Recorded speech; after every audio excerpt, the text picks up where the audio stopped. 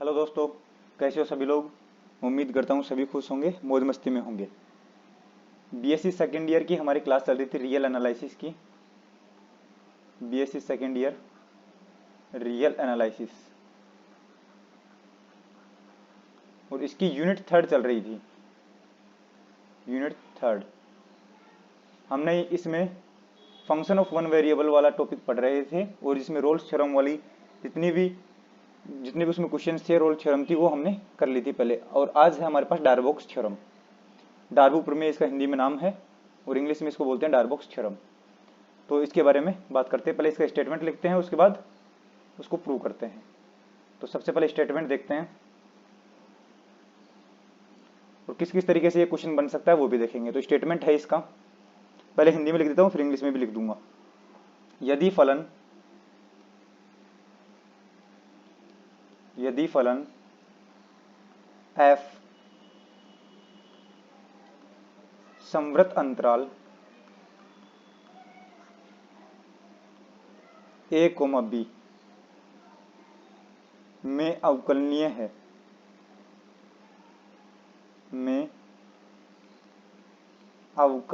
है, और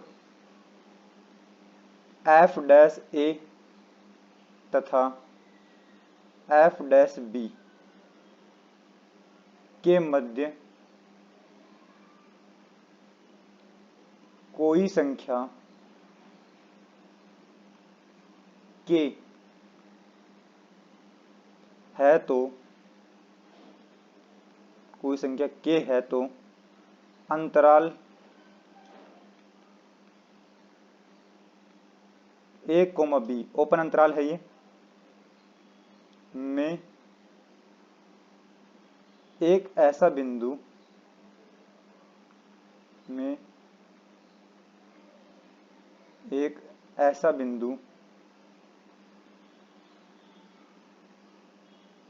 C विद्यमान होगा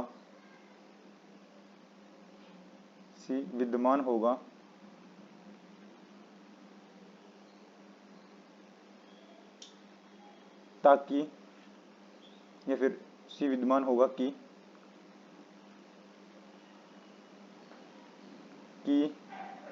f dash C equal to के। इस थ्योरम को समझ लो पहले, इसका कहने का मतलब क्या है। थ्योरम के कहने का मतलब ये है कि अगर f हमारे पास किसी भी क्लोज अंतराल a, b के अंदर कैसा है, अवकलनीय है। अवकलनीय का मतलब क्या है, इस अंतराल में इसका अवकलन निकाल सकते हैं। क्या निकाल सकते हैं? डिफरेंशिएशन निकाल सकते हैं, मतलब डिफरेंशिएबल फंक्शन गिवन है पहले से। ठीक है, f डैश a और f डैश b के मध्य, मतलब इस a पॉइंट पर फंक्शन के डेरिवेटिव की कोई वैल्यू होगी, और b पॉइंट पर भी फंक्शन के डेरिवेटिव की वैल्यू होगी। a पॉइंट पर फंक्शन के डिफरेंशिएशन की जो वैल्यू होगी वो f डैश a होगी, b पॉइंट पर जो वैल्यू होगी वो f डैश b होगी।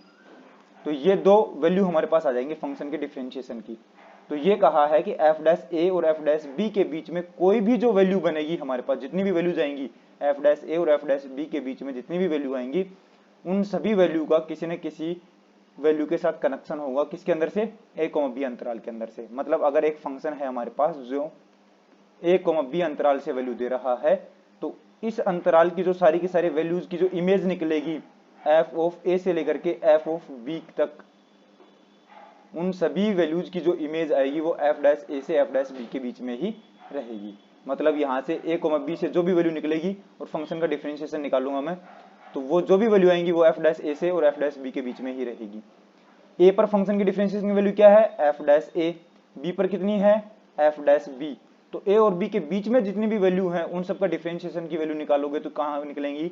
f डैश a और f डैश b के बीच में ही निकलेगी। ठीक है, ये बात समझ में आ गई होगी शायद आपको। इसको मैं एक बार इंग्लिश में भी समझा देता हूँ वापस से, और समझ में आ जाएगी ये चीज। समझना ये, अगर हमारे पास f फंक्शन है हमारे पास, ये कहां से कहां तक डिफाइन है? a, b के ऊपर क्या है? अवकलनीय है। मतलब a से लेकर के b तक सभी बिंदुओं पर मैं इस f का अवकलन निकाल सकता हूं, डिफरेंशिएशन निकाल सकता हूं। तो मैंने डिफरेंशिएशन निकाला f डैश x। अब जो पहला बिंदु है यहाँ पर, तो फंक्शन के डिफरेंशिएशन की वैल्यू क्या होगी? f डैश a होगी। और जो लास्ट वाला बिंदु है यहाँ पर फंक्शन की डिफरेंशिएशन की वैल्यू क्या होगी, एफ डैश बी होगी। तो कहने का मतलब ये है कि ए और बी के बीच में जो बिंदु हैं उनके ऊपर फंक्शन की डिफरेंशिएशन की वैल्यू क्या होगी, वही होगी जो एफ डैश ए और एफ डैश बी के जो बीच में वैल्यू आ रही हैं, वही इन दोनों के बीच की वैल्यू इन दोनों के बीच में आएगी। समझ गए होगी बात को? ठीक है, ये इंग्लिश में और लिख देता हूं मैं।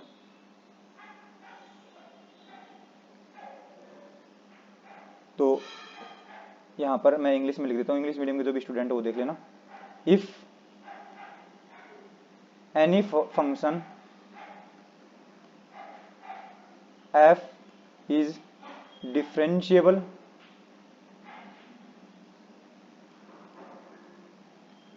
on closed interval a comma b,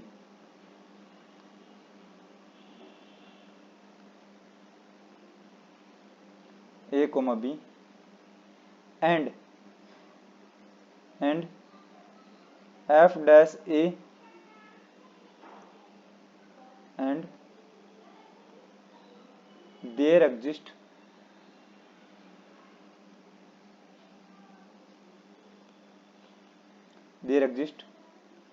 the value k between f dash a and f dash b such that f dash c is equal to k for all या फिर for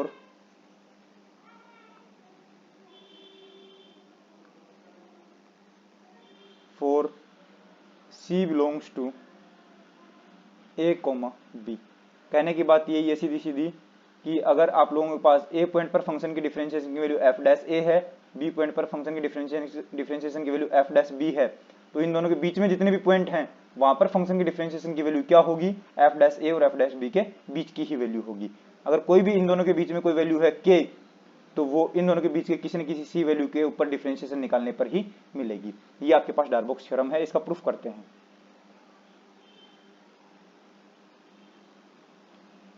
प्रूफ देखते हैं इसका।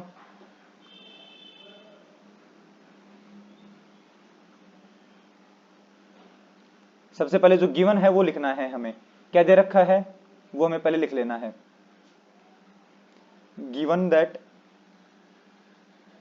गिवन है हमारे pass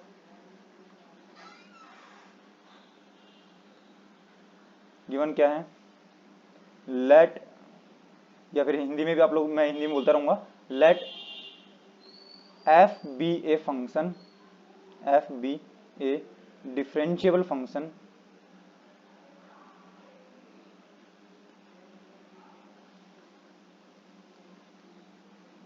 on close interval A comma B.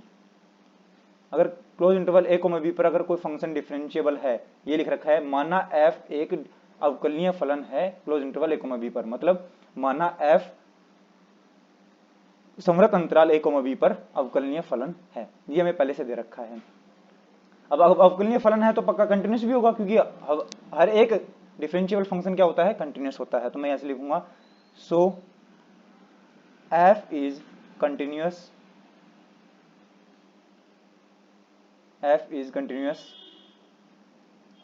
on close interval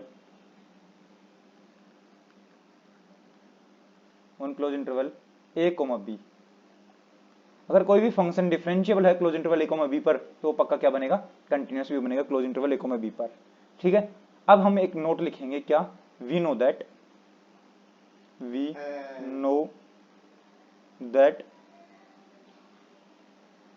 हम क्या जानते हैं कि if f is continuous on close interval a, b, then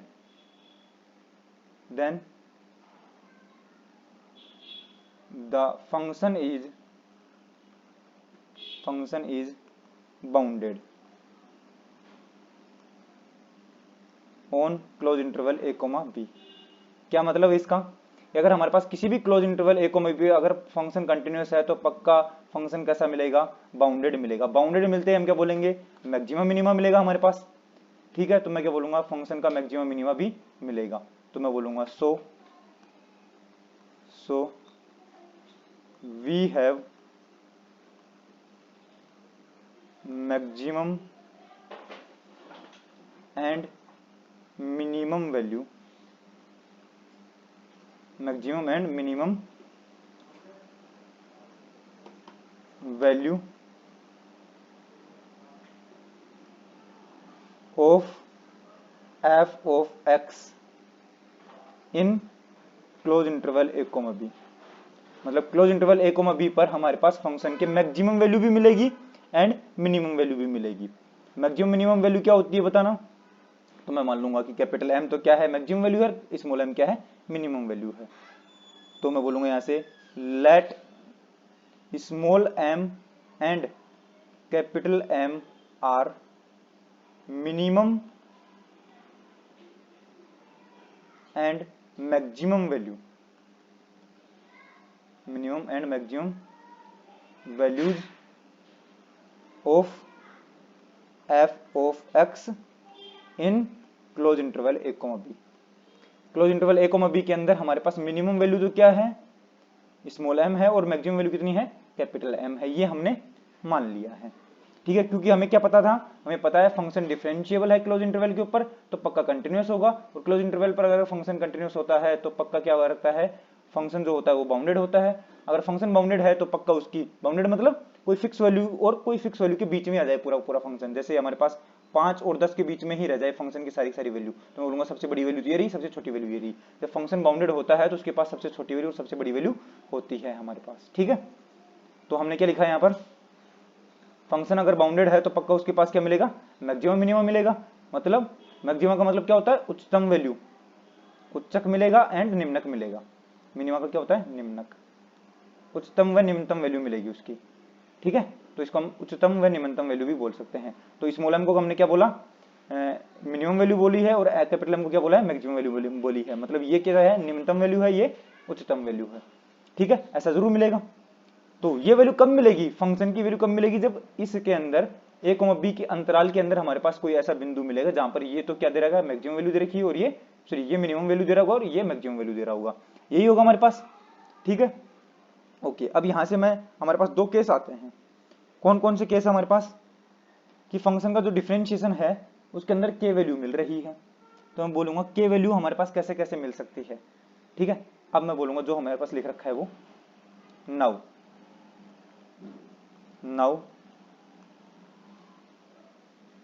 we know that f dash a and f dash b exist।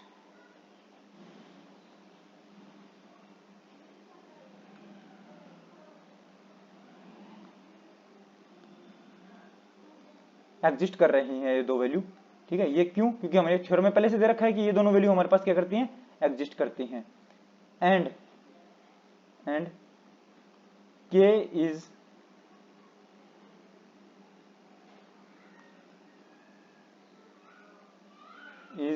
a value between f dash a and f dash b। मतलब जो k value है वो f dash a और f dash b के बीच में है। f dash a और f dash b के बीच में है, तो हमारे पास कौन कौन सी कंडीशन आ सकती है, हमारे पास दो केस आएंगे। कौन सा, now we have two cases, we have two cases. तब हमारे पास दो स्थितियां आती हैं। कौन कौन सी स्थिति है, एक तो केस फर्स्ट। केस फर्स्ट तो क्या है कि f डैश a की और f डैश b के बीच में जो वैल्यू है हमारे पास k वैल्यू। अब ये हो सकता है हमारे पास, एक तो केस क्या बन सकता है कि हो सकता है f डैश b बड़ा हो और f डैश a छोटा हो। तो f डैश a छोटा है, f डैश b बड़ा है, तो इन दोनों के बीच में क्या आ गया, तो एक तो हमारे पास ये केस बन सकता है, ठीक है। दूसरा केस क्या बन सकता है, केस सेकंड।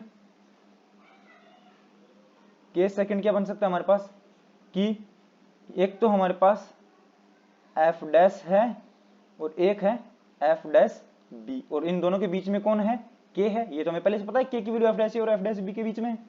तो एफ डैश ए के और एफ डैश बी के बीच में हमारे पास के आ गया, लेकिन एफ डैश बी बड़ा था, एफ डैश ए छोटा है, ये वाला केस बन गया। अब सेकंड केस क्या बन सकता है कि मान लो एफ डैश ए की वैल्यू बड़ी बन गई और एफ डैश बी की वैल्यू छोटी बन गई, तो के तो बीच में आएगा, एफ डैश ए और एफ डैश बी के बीच में ये आएगा के, ठीक है। तो एक केस तो कौन सा था कि एफ डैश ए की वैल्यू अगर बड़ी हुई, एफ डैश बी की वैल्यू छोटी हुई तो भी के बीच में आएगा, तो इस तरीके से लिखा जाएगा। और अगर एफ डैश ए की वैल्यू छोटी हुई और एफ डैश बी की वैल्यू बड़ी हुई तो भी के बीच में आएगा।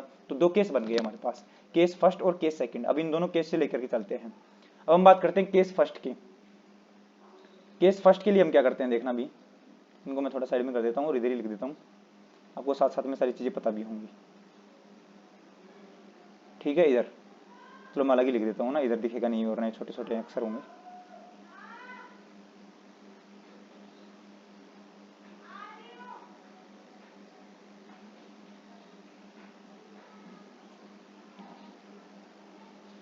केस फर्स्ट, केस फर्स्ट क्या है,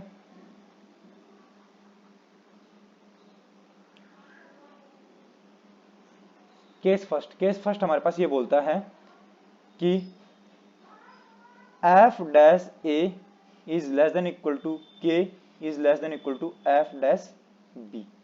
ये हमारे पास क्या है, केस फर्स्ट है। अब इसमें हमें किस तरीके से आगे बढ़ना है वो एक थोड़ा सा इंपॉर्टेंट के मतलब पॉइंट है, उसको थोड़ा सा ध्यान से देख लेना। हमें माननी पड़ेगी एक वैल्यू, तो मैं मानूंगा कि लेट माना एक फंक्शन मानूंगा क्या, H of X is equal to F of X. H of X एक फंक्शन मान रहा हूं क्या, F of X minus K into X. ये हमने क्या माना है, एक फंक्शन माना है। किसको, एच ऑफ एक्स हमने एक फंक्शन माना है जिसमें हमने क्या किया है, एफ ऑफ एक्स के अंदर से के इंटू एक्स घटा रहे हैं। तो यहाँ पर अब दोनों साइड में डिफरेंशिएशन करेंगे तो क्या बनेगी value, F dash sorry H dash X is equal to F dash X, और यहाँ पर माइनस के तो क्या है कांस्टेंट है, और एक्स का डिफरेंशिएशन हो जाएगा तो सिर्फ क्या बचेगा, के बचेगा। यही हमारे पास वैल्यू है, क्या बताना, इसको नाम दे दो इक्वेशन नंबर 1। बात समझ में आ गई इतनी। अब हमारे पास ये वाली वैल्यू बनी है, ठीक है। अब यहाँ पर जो भी दो पॉइंट हैं वो पॉइंट निकालने की कोशिश करते हैं। एक तो हमारे पास ये कि ए बिंदु पर फंक्शन की वैल्यू क्या होगी और बी बिंदु पर फंक्शन की वैल्यू क्या होगी, ठीक है, ठीक है, ओके। तो मैं यहां से लिखूंगा, हम जानते हैं या वी नो दैट है कि यहां एफ ऑफ एक्स तो पहले से पता है ना, कंटिन्यूस है। यहां एफ ऑफ एक्स तथा के इंटू एक्स। अब के इंटू एक्स क्या है, के इंटू एक्स तो भाई देखो बहुपद टाइप का है, पोलिनोमियल टाइप का है, ये तो हमेशा क्या बनता है, कंटिन्यूस बनता है। तो मैं बोलूंगा एफ ऑफ एक्स तथा के ऑफ एक्स सतत फलन है। और हमें पता है दो सतत फलनों का माइनस भी क्या होता है, जैसे एक सतत फलन में से दूसरा सतत फलन घटाऊंगा तो क्या बनता है, सतत फलन ही बनता है। अतः सतत मतलब कंटिन्यूअस। दो फंक्शन है एफ ऑफ एक्स और के इंटू एक्स, दोनों कंटिन्यूअस फंक्शन है। अतः एच ऑफ एक्स भी सतत होगा सतत मतलब कंटिन्यूअस होगा, ठीक है। अब देखना वापस से, अगर एच ऑफ एक्स एक कंटिन्यूअस फंक्शन है क्लोज इंटरवल a, b के अंदर, तो पक्का इसका मैक्सिमा मिलेगा और पक्का इसका मिनिमा मिलेगा, ठीक है। तो मैं बोलूंगा हम जानते हैं कि यदि फलन एच ऑफ एक्स क्लोज अंतराल a, b में सतत है तो H of x a, b close अंतराल में परिबद्ध भी होगा। अगर सतत है क्लोज इंटरवल a, b के अंदर तो वो परिबद्ध भी होगा। परिबद्ध होगा तो मैं क्या बोलूंगा, इसके पास मैक्सिमम और मिनिमम मिलेगा। अतः एच ऑफ एक्स उच्चतम का मतलब है मैक्सिमम तथा निम्नतम मिनिमम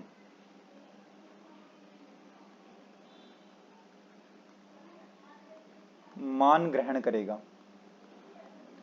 मैक्सिमम और मिनिमम मान रखेगा, मैक्सिमम और मिनिमम मान ग्रहण करेगा। ठीक है, मतलब एच ऑफ एक्स भी हमारे पास कैसा बनेगा, मैक्सिमम और मिनिमम वैल्यू रखेगा ए कोमा बी के बीच में। अब देखते हैं हमारे पास मैक्सिमम मिनिमम क्या रख सकता है। अब हो सकता है कि मैक्सिमम वैल्यू ए पर मिल रही हो सकता है मैक्सिमम वैल्यू बी पर मिल रही हो, और हो सकता है ए और बी के बीच में मैक्सिमम वैल्यू बन रहा हो एच ऑफ एक्स। तो मैं बोल रहा हूं कौन से पॉइंट पर, एट एक्स इक्वल टू ए, मैं बोलूंगा एक्स बराबर ए पर क्या मिलेगा हमें, बताने यहां से एच डैश एक्स से, एच डैश एक्स बराबर एफ डैश एक्स था, तो एक्स की जगह हमें क्या रखना है, ए रखना है। तो क्या बनेगी यहां से वैल्यू, या इक्वेशन समीकरण नंबर 1 से देखना, एच डैश ए बराबर एफ डैश ए माइनस के, यही मिलेगा क्या, बिल्कुल यही मिलेगा। अब थोड़ा सा मैं इसको छोटा करके और आप लोगों को ऊपर जो इक्वेशन लिख दी है वो दिखाता हूं। हमने क्या मानना है देखना, पहले से केस फर्स्ट क्या था हमारे पास कि एच डैश ए की वैल्यू तो छोटी बनेगी और के की वैल्यू बड़ी बनेगी, यही है। एच डैश ए तो कितना है, छोटा है, और के क्या है, बड़ा है। तो देखना के तो बड़ा है और एच डैश ए क्या है, छोटा है। अब देखना छोटी वैल्यू के अंदर से बड़ी वैल्यू घटा रहे हैं तो वैल्यू क्या मिलेगी, नेगेटिव। तो टोटल वैल्यू क्या बन जाएगी, लेस देन इक्वल टू 0 बन जाएगा। क्या सही बात है क्या, ठीक है, लेस देन इक्वल टू 0 बनेगा। तो मैं क्या बोलूंगा देखना कि एच डैश ए की वैल्यू अगर लेस देन इक्वल टू 0 है, यहां पे देखना हमारे पास क्या बनेगा,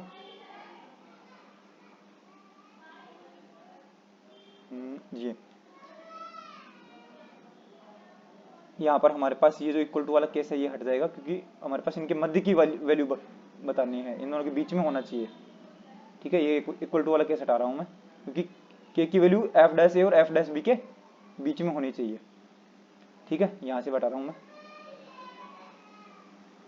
ओके, अब देखना वैल्यू क्या बनेगी, एफ डैश ए की वैल्यू छोटी है, के की वैल्यू बड़ी है, तो छोटी वैल्यू में से बड़ी वैल्यू घटाऊंगा तो क्या बनेगा, लेस देन 0 बनेगा। छोटी वैल्यू बनेगी 0 से, ये 0 से छोटी वैल्यू नेगेटिव वैल्यू मिलेगी हमें। अब इसका मतलब क्या हुआ, एच डैश ए की वैल्यू क्या है, लेस देन 0 है। अब बताओ एच डैश ए की वैल्यू अगर लेस देन 0 है तो वो कभी मैक्सिमम मिनिमम रख सकते हैं क्या, बिल्कुल नहीं रख सकता, क्योंकि हमें पता है कि H of x function maximum minimum value कहां पर रखता है, जहां पर एच डैश एक्स की वैल्यू क्या बनती है, 0 बनती है, वहां पर मैक्सिमा रखेगा या मिनिमा रखेगा। अब यहां पर तो एच डैश एक्स की वैल्यू 0 नहीं बनी, या तो एच डैश ए की वैल्यू क्या है, लेस देन 0 है। लेस देन 0 बने या ग्रेटर देन 0 बने, उस टाइम पर हमारे पास मैक्सिमम मिनिमम नहीं मिलता है। तो मैं क्या बोलूंगा यहां से कि ए उच्चतम का बिंदु नहीं है, उच्चतम का बिंदु नहीं है, उच्चतम का बिंदु नहीं है ए। तो अब मैं क्या चेक करूंगा, बी पर वैल्यू चेक कर लो एक बार। बी पर वैल्यू क्या बनेगी हमारे पास, at X is equal to B, बोलना वैल्यू क्या बनेगी, एच डैश बी बराबर F dash B minus K. अब देखना इक्वेशन जो हमारे पास थी, जो हमने केस फर्स्ट में माना था कि एफ डैश बी की वैल्यू तो बड़ी मिलेगी और के की वैल्यू छोटी मिलेगी, तो देखना बड़ी वैल्यू के अंदर से छोटी वैल्यू घटा रहा हूं, तो वैल्यू क्या मिलेगी, पक्का ग्रेटर देन 0 वैल्यू मिलेगी, पॉजिटिव वैल्यू मिलेगी। तो हमारे पास क्या मिला, एच डैश बी की वैल्यू कितनी मिली है, ग्रेटर देन 0 मिली है। अब देखना मैंने क्या कहा था, अगर एच डैश बी की वैल्यू 0 मिलती तब निम्नतम का या उच्चतम का बिंदु मिलता मैक्सिमम मिनिमा का। अब तो एच डैश बी क्या मिला, ग्रेटर देन 0 मिला, और एच डैश ए क्या मिला, लेस देन 0 मिला। तो ना तो ए उच्चतम निम्नतम का बिंदु है, ना ही बी उच्चतम निम्नतम का बिंदु है। तो मैं यहाँ पर क्या लिख दूंगा, ए उच्चतम का बिंदु नहीं है, तो मैं यहाँ पर लिख दूंगा ए उच्चतम व निम्नतम का बिंदु नहीं है, निम्नतम का बिंदु नहीं है, मतलब ए जो पॉइंट है वो मैक्सिमम मिनिमम का पॉइंट नहीं है। तो यहाँ पर क्या बोलूंगा, बी भी उच्चतम व निम्नतम का बिंदु नहीं है,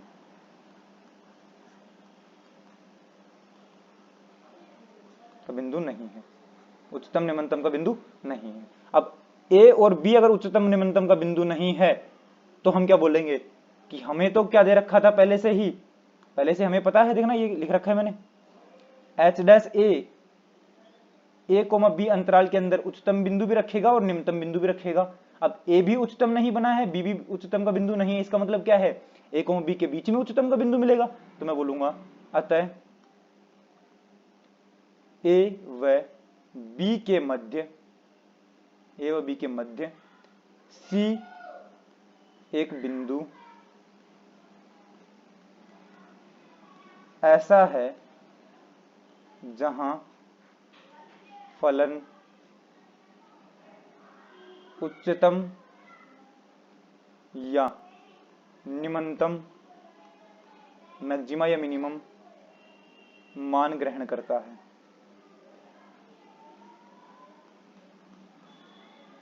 वापस से समझो इस चीज को। क्या गिवन हमारे पास, यहां पर हमने नोट में लिखा था कि पक्का उच्चतम या निम्नतम बिंदु मिलेगा, हमारे पास मैक्सिमम या मिनिमम वैल्यू मिलेगी। अब हमने बोला कि ए पर भी मैक्सिमम वैल्यू नहीं मिली है और बी पर भी मैक्सिमम वैल्यू नहीं मिली है। ए पर भी मिनिमम वैल्यू नहीं है, बी पर भी मिनिमम वैल्यू नहीं है। इसका मतलब क्या है, ए और बी के बीच में मिनिमम मिलेगी, और वो मैंने क्या मान लिया, सी बिंदु ऐसा बिंदु है जहां पर हमारे पास मैक्सिमम या फिर मिनिमम वैल्यू मिलेगी। अब मैक्सिमम या मिनिमम वैल्यू पर हमारे पास क्या होता है, फंक्शन का डिफरेंशिएशन 0 होता है। तो मैं बोलूंगा अतः मैक्सिमम या मिनिमम का बिंदु है सी, तो मैं बोलूंगा एच डैश सी की वैल्यू क्या मिलेगी, आपको 0 मिलेगी, तभी उच्चतम निम्नतम का बिंदु बनेगा। एच डैश सी की वैल्यू क्या बनेगी, यहां से देखो equation number 1, H dash x क्या है, एफ डैश एक्स माइनस के, तो एच डैश एक्स की वैल्यू रखूंगा तो क्या बनेगा हमारे पास, एफ डैश ए, नहीं ए की जगह क्या लेना है, सी, क्योंकि एच डैश सी की वैल्यू निकाल रहे हैं, और एच डैश सी की वैल्यू हमें क्या मिलेगी यहां से,